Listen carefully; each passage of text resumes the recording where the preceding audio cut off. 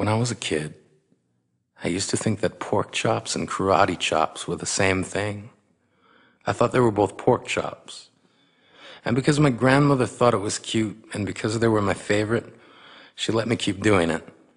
Not really a big deal.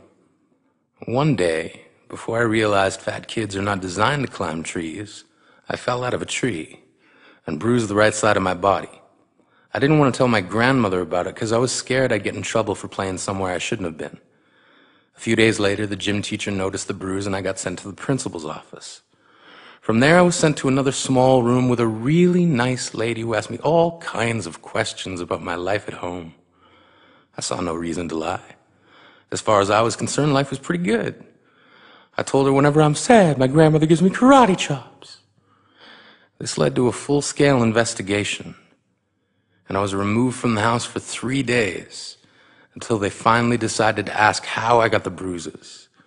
News of this silly little story quickly spread through the school, and I earned my first nickname, Pork Chop. To this day, I hate pork chops.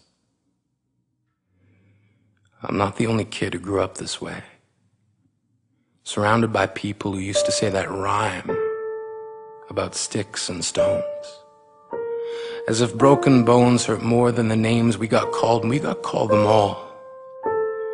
So we grew up believing no one would ever fall in love with us, that we'd be lonely forever, that we'd never meet someone to make us feel like the sun was something they built for us in their tool shed. So broken heartstrings bled the blues as we tried to empty ourselves so we would feel nothing. Don't tell me that hurts less than a broken bone, that an ingrown life is something surgeons can cut away, that there's no way for it to metastasize. It does. She was 8 years old. Our first day of grade 3 when she got called ugly. We both got moved to the back of class so we would stop getting bombarded by spitballs. But the school halls were a battleground where we found ourselves outnumbered day after wretched day. We used to stay inside for recess because outside was worse. Outside we'd have to rehearse running away or learn to stay still like statues, giving no clues that we were there in grade 5. They taped a sign to the front of her desk that read, "Beware of dog."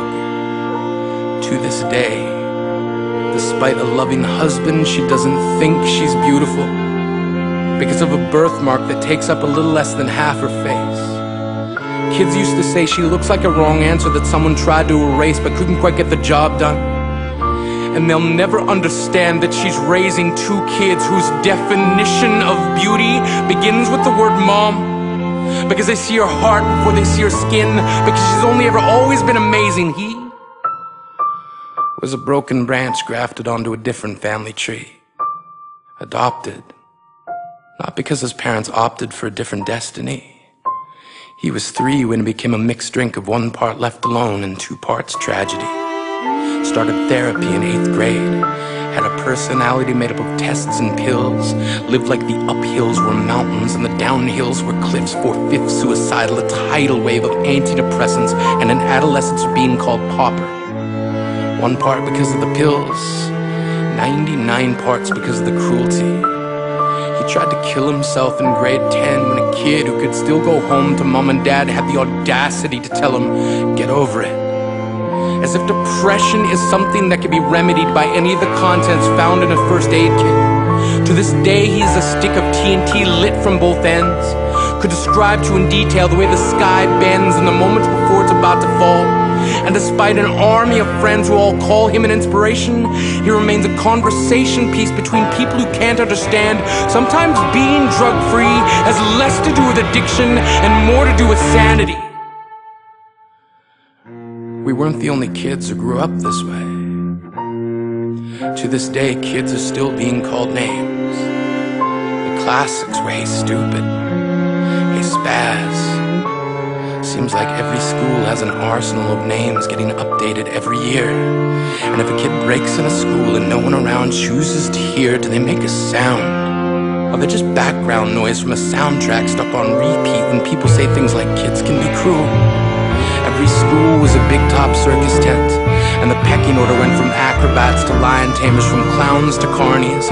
All of these miles ahead of who we were freaks. Lobster claw boys and bearded ladies, oddities juggling depression and loneliness, playing solitaire, spinning the bottle, trying to kiss the wounded parts of ourselves and heal. But at night, while the others slept, we kept walking the tightrope. It was practice, and yes, some of us fell.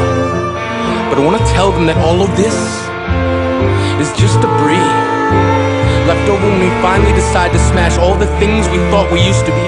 And if you can't see anything beautiful about yourself, get a better mirror. Look a little closer. Stare a little longer. Because there's something inside you that made you keep trying despite everyone who told you to quit. You built a cast around your broken heart and signed it yourself. You signed it. They were raw. Because maybe you didn't belong to a group or a clique. Maybe they decided to pick you last for basketball or everything. Maybe you used to bring bruises and broken teeth to show and tell but never told. Because how can you hold your ground if everyone around you wants to bury you beneath it? You have to believe that they were wrong. They have to be wrong. Why else would we still be here? We grew up learning to cheer on the underdog because we see ourselves in them. We stem from a root planted in the belief that we are not what we were called. We are not abandoned cars stalled out and sitting empty on some highway. And if in some way we are, don't worry. We only got out to walk and get gas.